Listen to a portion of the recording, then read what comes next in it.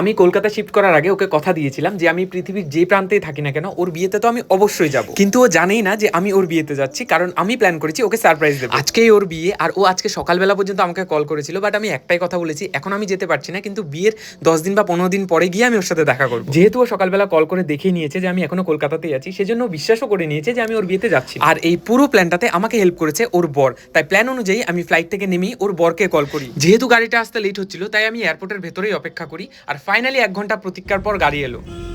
ওর বরের বাড়িতে যাচ্ছি প্রথমত, আমি ওখান থেকে রেডি হয়ে তারপর ওর বরের সাথে একবারে যাবো ওর সাথে দেখা করতে।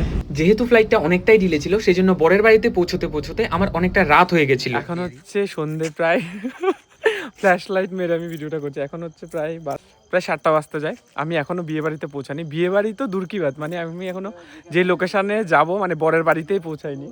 আর এখন আছি হচ্ছে একটা মানে চারিদিকে জঙ্গলের মাঝখানে একটা রাস্তায়, আর হচ্ছে গাড়ি এখানে পার্কিং করা হয়েছে। তো সারাদিনের লম্বা একটা জার্নির পর ফাইনালি আমি বরের বাড়িতে পৌঁছে গেছি। এখন দেখার পালা বর কি করছে। হ্যালো স্যান্ডো গেঞ্জি আর ইয়ে পরে বসে ভাই আছে। Yes.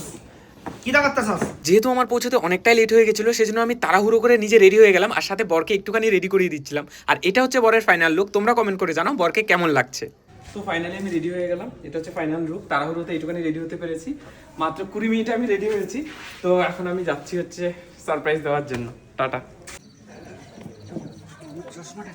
এখন আমি হচ্ছে বিয়ে বাড়ির সামনে দাঁড়িয়ে আছি, আর একটু পরে বর ঢুকবে, মানে ও ঢোকার আগে আমি আগে ঢুকে যাচ্ছি। ওকে এখন সারপ্রাইজটা দেওয়ার পালা হয়ে গেছে। চলে যাওয়া যায়।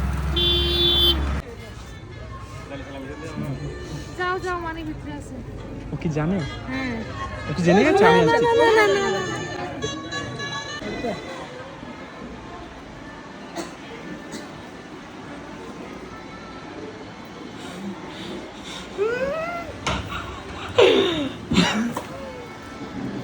ও কি কাঁপবে, ও কি কাঁপবে, তার চেয়ে বেশি আমি আমার নিজের হাত পা কাঁপছে ওকে দেখি। এই যা